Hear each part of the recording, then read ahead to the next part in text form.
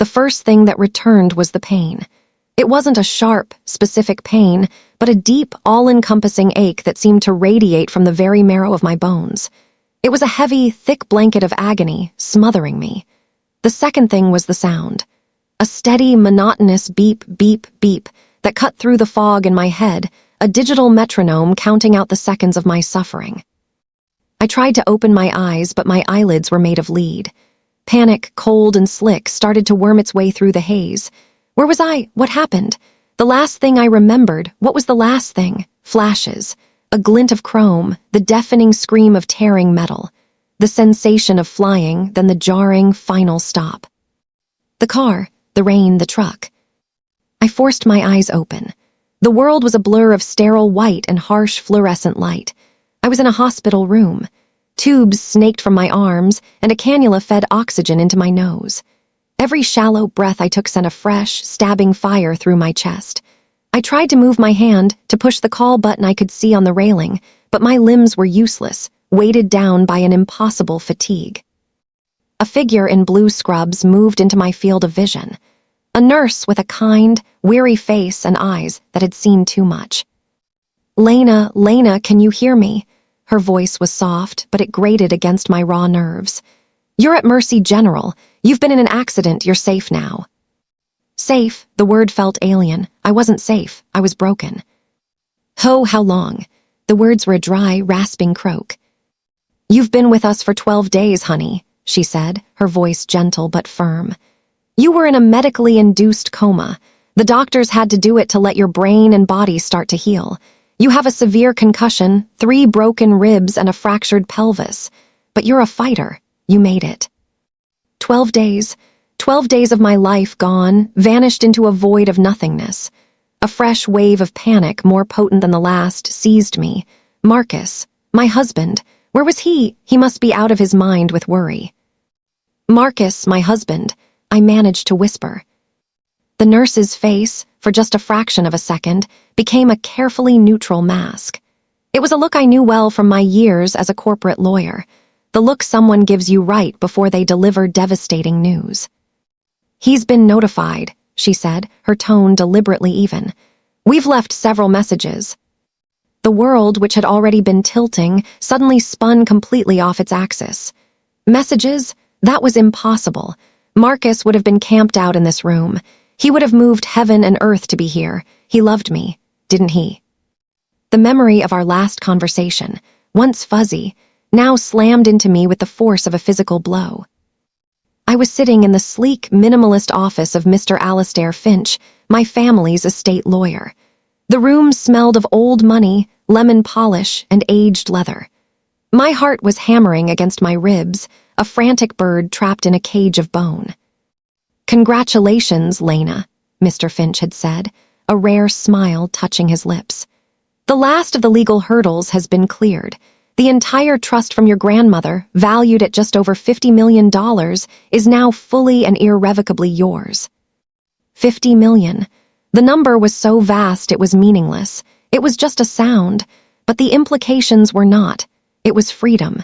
It was the end of Marcus's constant, quiet desperation about his failing tech startup. It was the security we had always dreamed of. My hands shook as I dialed Marcus's number. He picked up on the second ring, his voice clipped and impatient. "Lena, I'm in the middle of something. This better be important." He was always in the middle of something these days, always stressed, always short with me. I told myself it was the pressure of the business. "Marcus," I breathed, tears of joy stinging my eyes. "You're not going to believe it. It's happened. The trust, it's mine, all of it." There was a silence on the other end of the line. It wasn't the stunned, joyous silence I had expected. It was a dead, calculating silence. I could almost hear the gears turning in his head. 50 million, he finally said, his voice strangely flat. "Yes, oh Marcus, we can finally." "Where are you?" he interrupted, his tone suddenly urgent, sharp. "I'm still in the parking garage at Mr. Finch's office. I'm about to drive home." "No," he said, the word coming out too fast, too hard. "No, don't drive. The weather is turning. It's starting to rain. It's not safe. Take a cab. I'll pay for it. Just get home. And Lena, don't tell anyone, not yet. This is our news, just ours. Our news, the phrase had warmed me. Of course. Our secret, our new beginning. I agreed, my heart swelling with love for this man who wanted to protect me. I love you, I whispered. I love you too. Now be careful. I hung up, giddy, but I didn't call a cab. I was too excited, too eager to get home and see him, to plan our future. The rain was just a light drizzle. I'd be fine. I pulled out of the dark garage onto the slick, gleaming streets, heading for the highway that would take me home. And that's when I saw it in my rearview mirror, a pair of headlights that seemed too high, too bright. They were attached to a large, dark truck. It was accelerating, moving erratically. My heart stuttered. I changed lanes. It changed lanes. I sped up. It matched my speed. This wasn't an accident. This was intentional. The last thing I saw before the world exploded was the truck's grille, a monstrous chrome smile, filling my entire mirror. Back in the hospital room, the memory faded, leaving a cold, hard knot of terror in my stomach. Don't drive. It's not safe. He knew. Oh God, he knew. Just then the door to my room swung open, and there he was, Marcus, my husband. He looked different. He was wearing a suit I had never seen before, a sharp, expensive-looking Tom Ford. His hair was perfectly styled, and he carried himself with a new, unsettling confidence. But it was his eyes that shattered the last fragile piece of my heart. They were cold, empty. And he wasn't alone. A woman stood beside him, her arm linked possessively through his. She was beautiful in a sharp, predatory way. Dressed in a cream-colored designer dress, she oozed wealth and a cruel kind of assurance. She looked at me, at the tubes, the bruises, the pathetic creature in the bed, and a smirk played on her perfectly painted lips. "Well, look who decided to join the land of the living," Marcus said, his voice dripping with a sarcasm I had never heard him use before. "Took you long enough. I was starting to think I'd have to make other, more permanent arrangements." I could only stare, my mouth agape, trying to process the hatred coming from the man I had shared a bed with for 7 years. "Marcus, what is this?" I stammered. "This, Lena," he said, gesturing to the woman beside him, "is Isabella, my partner, in every sense of the word." Isabella gave a condescending little wave. "So this is the wife," she purred. "Marcus, darling, you didn't tell me she'd be so fragile." The betrayal was so absolute, so vicious, it felt like a physical blow. The room swam, the beeping of the heart monitor quickening its pace. You were having an affair." The words were ash in my mouth. Marcus laughed, a short, ugly sound. "An affair? Don't be so dramatic, Lena. This is an upgrade. Isabella is from old money. She understands the world I'm meant to be in, not the one I was trapped in with you." Isabella stepped forward, her heels clicking decisively on the linoleum. She reached into her Birkin bag and pulled out a thick stack of papers. "We didn't just come for a social call, sweetheart. We need you to sign these." She tossed the papers onto my blanket. The top page screamed at me in bold, black letters, "Petition for dissolution of marriage." Divorce papers. "But the accident," I whispered, my mind reeling back to the truck, to his warning.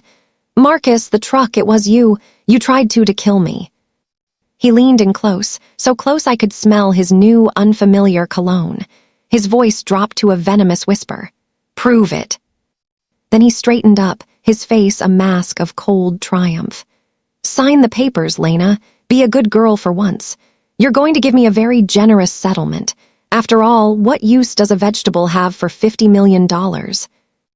Isabella smiled, a chilling, predatory sight. "He's being generous, you know. I advised him to just have you declared mentally incompetent after your little episode. It would be so much cleaner. But Marcus has a soft heart." A soft heart. The man who had just admitted to trying to murder me had a soft heart. The absurdity of it was dizzying. It was then that Isabella leaned in to point at a signature line on the papers, her gaze flicking to the medical chart clipped to the foot of my bed. Her eyes scanned it from my name, Lena Margaret Vance, to my date of birth, and then to my patient ID number. And she froze. Her smirk vanished. The color drained from her perfectly made-up face, leaving her skin a ghastly shade of gray. Her perfectly manicured hand, which had been pointing so confidently, began to tremble.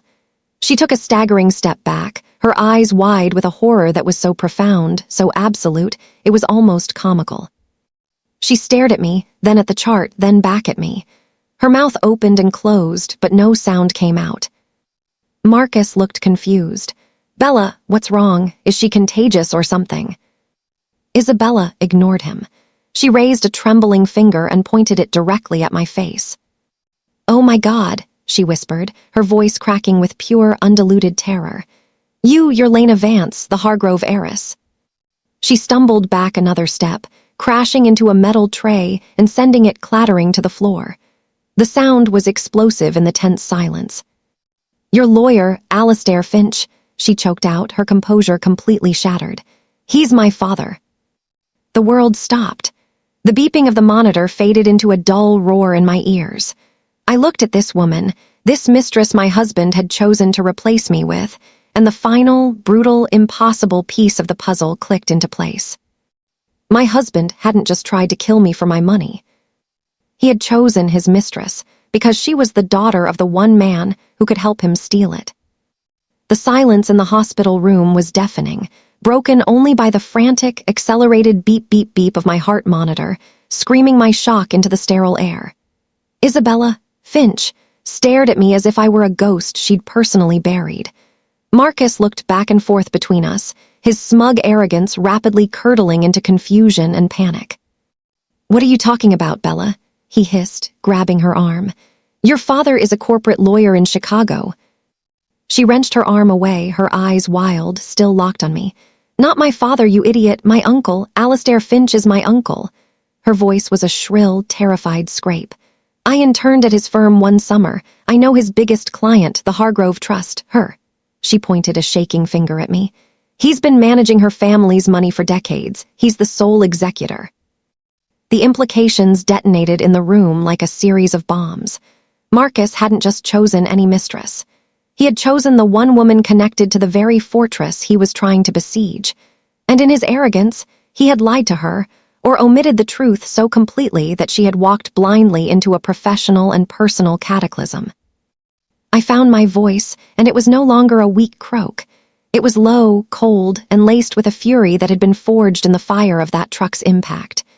"You hired your mistress," I said, my gaze drilling into Marcus. "Who is the niece of my lawyer to help you steal my inheritance from her own uncle?" Marcus's face was a sickly shade of green. No, it's not like that." But Isabella was already in full-scale damage control. The terrified woman vanished, replaced by a cornered, venomous animal. She spun on Marcus. "You told me she was a gold-digging nobody from a poor family. You told me she married you for your future prospects. You said the Vance money was tied up in a trust you were set to inherit." "The Vance money?" I actually let out a bitter, painful laugh. "His family is bankrupt, Isabella. Has been for years.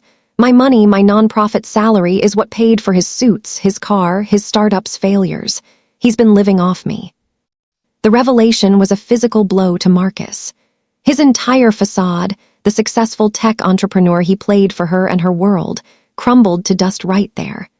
I could see the calculation in Isabella's eyes, the horror of realizing she'd been sleeping with and conspiring with a fraudulent, penniless parasite.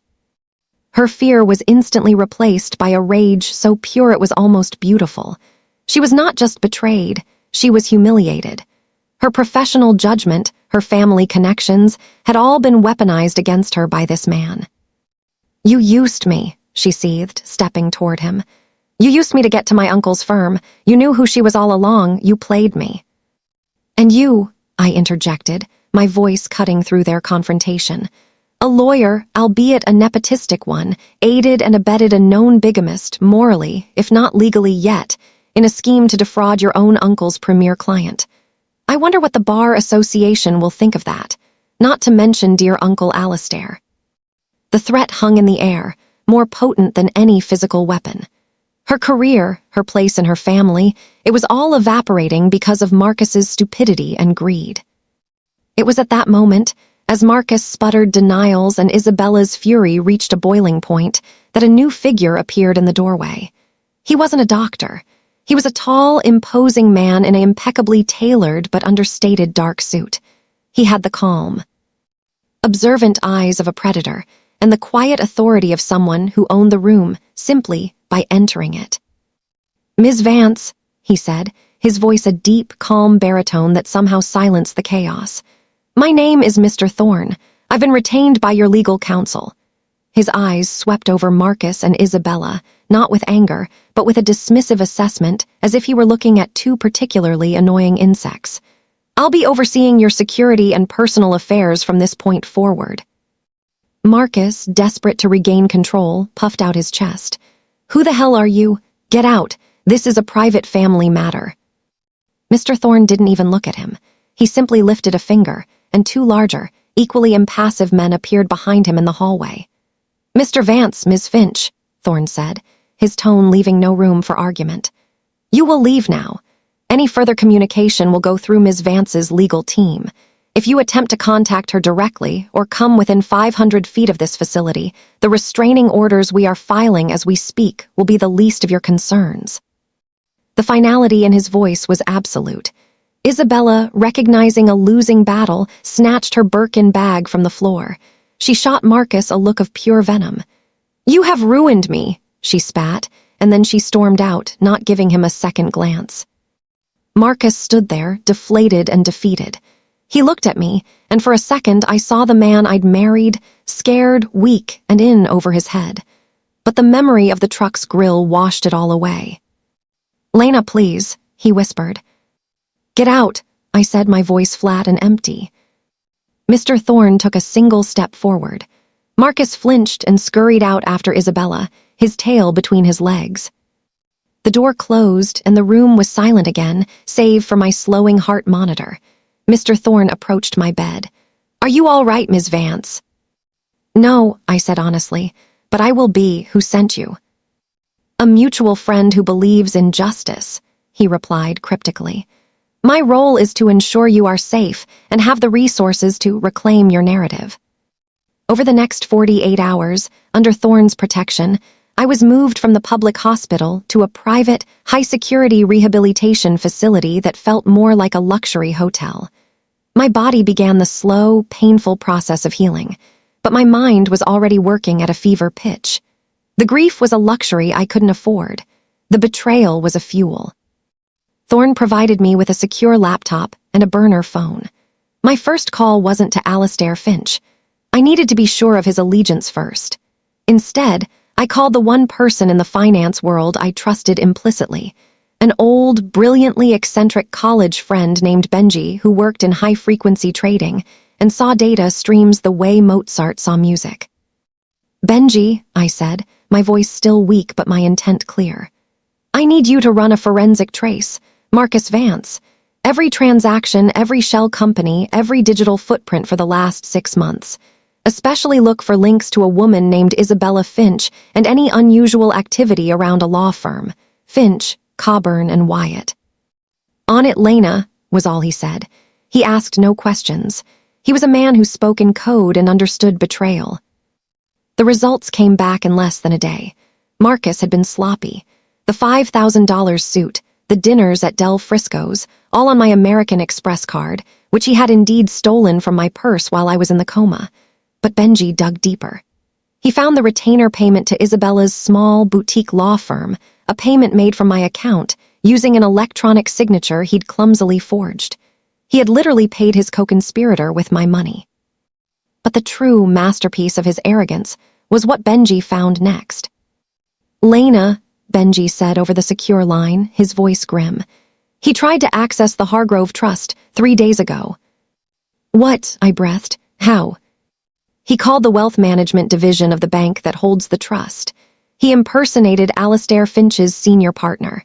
He used a voice memo clip of you, probably from your voicemail, saying, 'Yes, I approve,' spliced into the conversation, trying to authorize a wire transfer to a holding company in the Caymans. A company registered to him." My blood ran cold. He hadn't just wanted me dead. He wanted to pick my bones clean while my body was still warm. Did he get it? No, the transfer required a dual signature and a physical token from Finch's office. It flagged the security system, but the attempt is logged.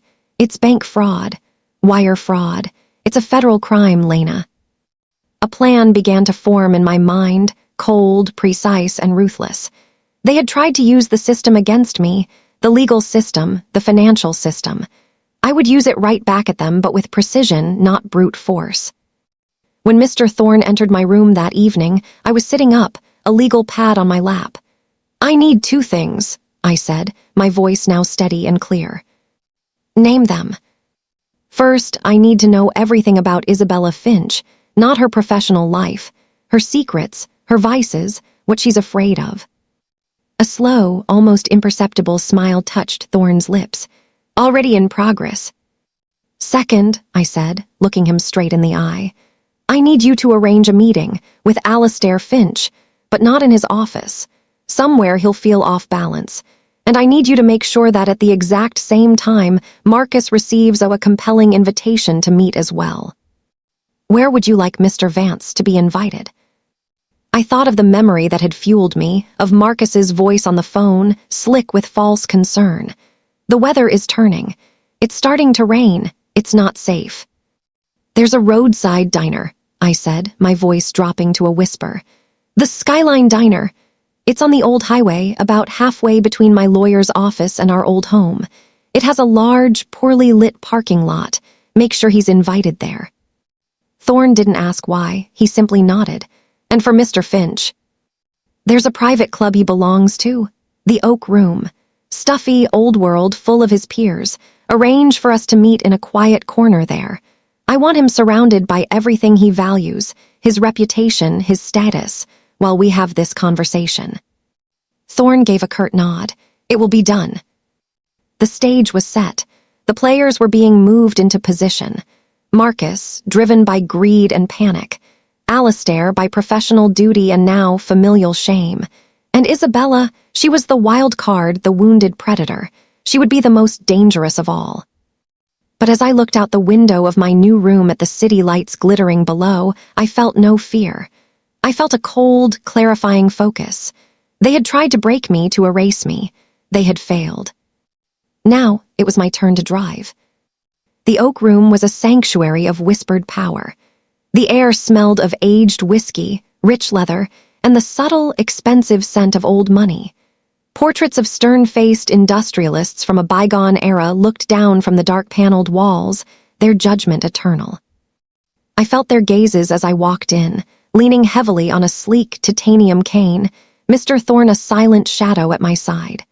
I was an anomaly here, a bruised woman in a sharp, black pantsuit, moving through a world of quiet, masculine assurance like a shard of obsidian. Alastair Finch was waiting in a secluded booth, a half-finished glass of single malt scotch before him. He stood as I approached, his face a carefully composed mask of professional concern, but I could see the tension around his eyes, the slight tremor in his hand as he gestured for me to sit. "Lena, my dear," he said, his voice a low, practiced murmur. "Thank you for coming. I was deeply disturbed to hear about your accident. And then the business with my niece," he trailed off, the shame evident. "There are no words." "There are, Alastair," I said, my voice calm and even as I settled into the plush leather. "There are always words, like fiduciary duty, like conflict of interest, like accessory to attempted murder." He paled. "Lena, I assure you I had no knowledge." "I believe you," I interrupted, cutting through his bluster. "Your sin isn't conspiracy, Alastair. It is blindness. You were so busy managing empires that you failed to see the viper you let nest in your own family. And that blindness nearly cost me my life and cost your firm its most valuable asset." I placed a slim folder on the table between us. I didn't open it. I let it sit there, a silent threat. "What is that?" he asked, his eyes fixed on the plain manila. "That is a record of a wire transfer from my account, which my husband stole, to your niece's law firm. It's a record of a federal crime, Alastair, bank fraud, and it's linked to your family." I leaned forward, my gaze locking with his. "The district attorney will be very interested in this. So will the press. Prestigious law dynasty implicated in heiress murder plot. The headlines write themselves. He looked like he was about to be sick. The foundation of his entire life, his reputation, his firm's legacy, was cracking beneath him. "What do you want, Lena?" "I want you to do your job," I said softly. "I want you to be the shark I've always paid you to be, but today your prey is your own blood. I want you to disbar Isabella. Personally. I want you to file the complaint with the Bar Association, citing gross ethical misconduct and her attempt to defraud a client of the firm. You will make it so she never practices law again." He swallowed hard, the sound audible in the quiet room. "Lena, she's my brother's only daughter." "And I was your client's only granddaughter," I fired back, my voice like ice. "She chose her path. Now you choose, your niece's career or your firm's survival." The silence that stretched between us was heavy and final. He looked from my unyielding face to the folder, then down at his own hands, the hands that had drafted contracts worth billions. They were trembling. "I'll have the papers drawn up by tomorrow," he whispered, his shoulders slumping in defeat. "Good," I said. "Now there's one more thing. I need you to make a phone call, right now." As I instructed Alastair Finch, my phone, resting on the table, showed a live feed from a discreet camera Mr. Thorne had placed at the Skyline Diner. 20 miles away, Marcus sat in a cracked vinyl booth, nursing a bad coffee. The diner was a sad, fluorescent-lit relic, a world away from the steakhouses and clubs he now frequented. He was nervous, jumpy. He'd received an anonymous message telling him to be here, that Isabella had left a package for him with information that could save him. He checked his watch for the 10th time. The place was nearly empty, a tired-looking waitress and a trucker at the counter. Then, the payphone near the restrooms began to ring, a jarring, shrill sound in the quiet room. He stared at it. No one used payphones anymore. The ringing persisted, insistent, maddening. Finally, he stood and walked over, picking up the heavy receiver. "Hello." The voice that came through was distorted, mechanized, but the words were clear. "Marcus Vance." "Who is this?" "The truck wasn't enough. You'll have to finish the job yourself. She's in the parking lot, right now, alone. This is your only chance." The line went dead. Marcus stood frozen, the receiver gripped in his white-knuckled hand. His mind, fogged by panic and greed, didn't question it. It was the answer to his desperation. He saw me as the only obstacle left between him and the life he felt he deserved. He turned and stared out the diner's grimy window into the dark parking lot. And he saw me. Or rather, he saw a woman from behind with my hair, my height, wearing my coat, leaning against a car, her head bowed as if crying. It was an actress, one of Thorne's associates, playing her part perfectly. I watched via the live feed as Marcus, his face a mask of terrifying determination, threw the receiver down and stormed out of the diner into the night. He was going to do it. He was going to attack a woman he believed was his injured, helpless wife in a public place. He never made it to her. The moment he stepped off the diner's curb, 2 unmarked cars screeched to a halt, boxing him in. Men in windbreakers emblazoned with FBI swarmed him, forcing him to the ground, the gravel digging into his expensive suit. The arrest was swift and brutal. They had heard everything.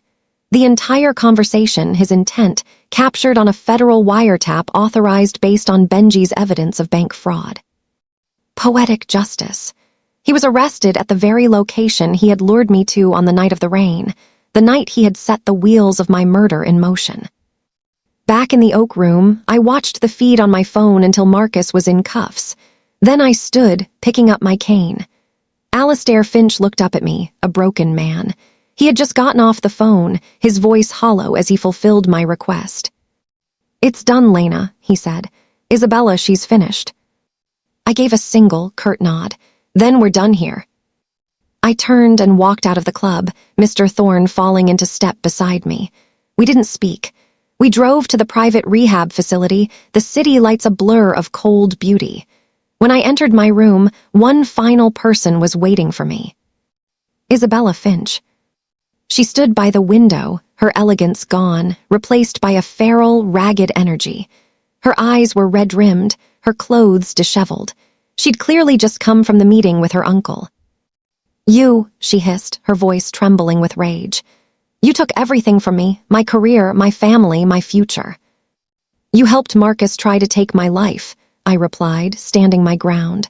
"I'd say we're even, but we're not. You got off lightly." She let out a bitter, broken laugh. "Lightly? I am ruined. Do you know what my uncle said to me? He called me a disgrace. He said I was dead to him." "I know," I said calmly. "I was there." The confirmation broke the last of her control. She lunged at me. Not with a weapon, but with her hands, claws out, aiming for my face. "I'll kill you myself." But she never reached me. Mr. Thorne moved with blinding speed, intercepting her, twisting her arms behind her back with a practiced, effortless motion. She struggled, screaming obscenities, a portrait of glorious, total collapse. I walked up to her, my gaze cold. "You're a lawyer, Isabella. You should know about evidence." I tapped my ear. "This entire conversation has been recorded. Assault and battery on top of everything else. Your uncle may have taken your career. But if you don't walk out of this room right now and disappear from my life forever, I will personally ensure you lose your freedom, too." Thorne released her. She stumbled back, chest heaving, looking from his impassive face to my resolute one. The fight drained out of her, replaced by the hollow, empty realization that she had well and truly lost everything.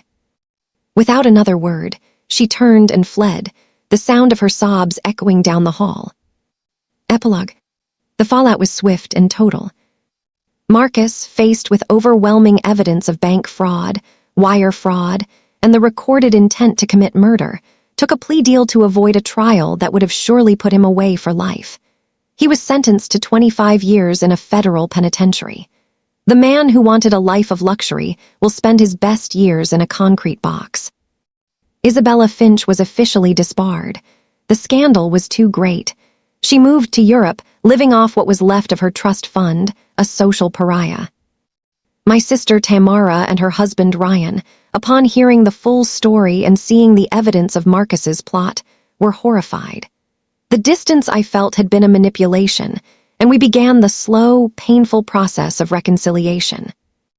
As for me, the $50 million was now truly mine, but it felt different. It was no longer just money. It was a weapon, a tool, and a testament to my survival.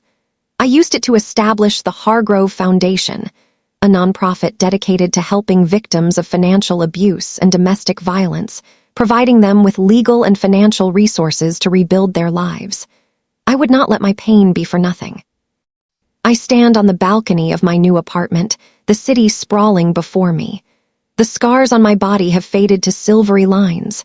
The scars on my soul are deeper, but they have hardened into something strong, something unbreakable. They called me fragile. They called me a victim. They tried to erase me. But when you push a woman to the edge, you should be very, very sure she doesn't have wings. I didn't just fall. I learned to fly. And from up here, the view of their ruin is absolutely breathtaking.